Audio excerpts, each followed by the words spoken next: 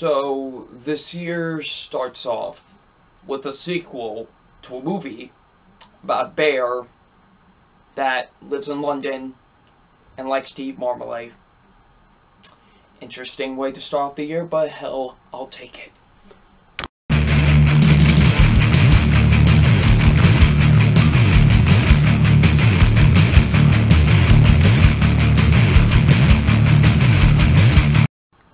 Hey, what's up, you guys? Film fan 0599 here again, and today we're going to review Paddington 2.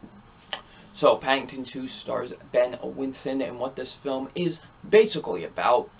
It's about, Paddington. He wants to save up money so he can buy his aunt Lucy this book. This like pop-up picture book about London and stuff like that, but it costs a lot of money, so he needs to save up and stuff like that. But when the book gets stolen, Paddington gets blamed for it, and now they have to actually find out who stole the book. So what did I think of Paddington 2? Now, going into Paddington 2, I actually had interest, even though I don't really think this movie needed a sequel, I was still willing to take it in because I surprisingly really liked the first movie a lot, actually. I quite thought it was an enjoyable movie. I really did like that movie a lot. It was a lot of fun, had some nice charm to it, and I really did like the character of Paddington a lot. So the fact that we were going to get another movie about this character was going to be quite interesting, and I was, looking forward to it and to see what they could do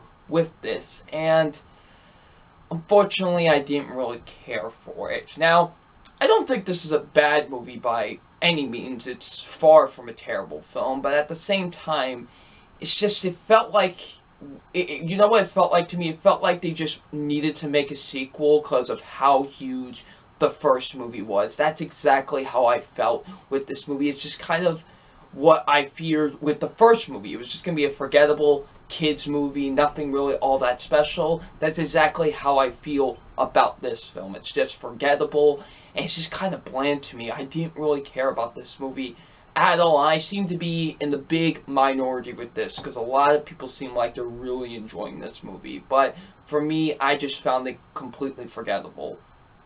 But there are good things about this movie, and I will talk about those first. So, let's get into the positives. And my positives are, first being the acting. The acting, for the most part, is actually really good. I did really like a lot of the actors in this film. Ben Winston is still really good as Paddington. He still brings that, wit to him, and that wit and charm that he did with the first movie with Paddington. I really, liked that a lot, and he was great. I did enjoy him a lot in this movie, and he was great as a character. I really did find a lot of enjoyment with him. The rest of the actors are really good too. Sally Hawkins is really good. The guy who plays Mr. Brown was really great too. I really enjoyed him in the film. And Brendan Gleeson, Brendan Gleeson. Yeah, Brendan Gleeson was great too. He was enjoyable as well. I really enjoyed him in the film. So yeah, the acting overall I did think was pretty good for the most part. There are some good humorous moments. I did think the comedy does work at, it's pretty 50-50, I'll say, the comedy. There's 50% of it that works, and then I'll get into more of that a little bit later on. But I will say the first 50% of the comedy does really work. There are some moments that I really did find funny. I was like, okay, that's really humorous. I actually, laughed at that. So there are some moments in this film that I did think were pretty humorous. The best thing about this whole film to me was the chemistry between Ben Winston and Brendan Gleeson. Just the chemistry with these two guys were great. I really like how they played off of each other. It was really good. I really enjoyed them a lot in this film together. They were great. I really did enjoy their chemistry, and probably was my favorite element of this entire film. I really liked that a lot. So I thought their chemistry with each other was really good. And also, Paddington's chemistry with the family is still really good too. I still really liked that. The writing, for the most part, I'll say is pretty good. For the most part, it is. I did think a lot of the writing was pretty solid. The directing is still really solid with this movie too. Paul King came back to direct it. He directed the first movie and came back to direct this one. And I think he still did a pretty good job directing the film. It was very well shot. Editing is pretty good too. Cinematography is really solid. So yeah, the directing really isn't all that bad with the movie. I still think the directing is pretty solid. And the movie does does have its interesting moments. I'll say there are some times where I do think the movie does have its interesting moments, and it does move at a nice pace. Now the negatives. There are a couple negatives I do have with this film, and my negatives are first being Hugh Grant. Yeah, Hugh Grant's in this movie. He plays the villain of the film, and one of my issues with the original movie, even though I enjoyed it, but one of my issues was that Nicole Kidman was not a good villain at all. And that's probably, that and another thing are probably my biggest problems with this movie. Hugh Grant is so bad as the villain. I did not enjoy him at all. It didn't feel like he felt forced into the story to me. Like, it's just, like, it was just like, oh, we need a villain for the movie, so let's just throw him in. And it just, honestly, he was even worse than Nicole Kidman, to be completely honest with you. And I did not enjoy him in this movie. I like Hugh Grant a lot as an actor. I think he's pretty good. But just, I don't know what the heck he was doing in this movie, honestly. He felt very out of place. He really did. Like, it felt like he did not belong in this movie at all. It really didn't. And I did not enjoy him as a villain in this film. He was honestly pretty bad and just forgettable, honestly. I didn't enjoy him at all in this movie. Some of the humor just, although it isn't terrible, just the other 50% of it is just, it's not that great. Like, it just, when it tries to hit at points, it just doesn't. Like, I feel like it's just not that funny at points. Like I said, it's not like lowbrow kid humor, you know, like poop jokes and fart jokes, but I do think the humor could have been done a little bit better at times. I'm just like, it's not hitting as much as like the first movie did, because I really did think the first movie was actually really funny, and I just didn't feel the comedy wasn't hitting as much as it did in the original film for me. Like, it just, 50% of the time it did work, but the other 50%, man, it just doesn't. That other 50%, honestly.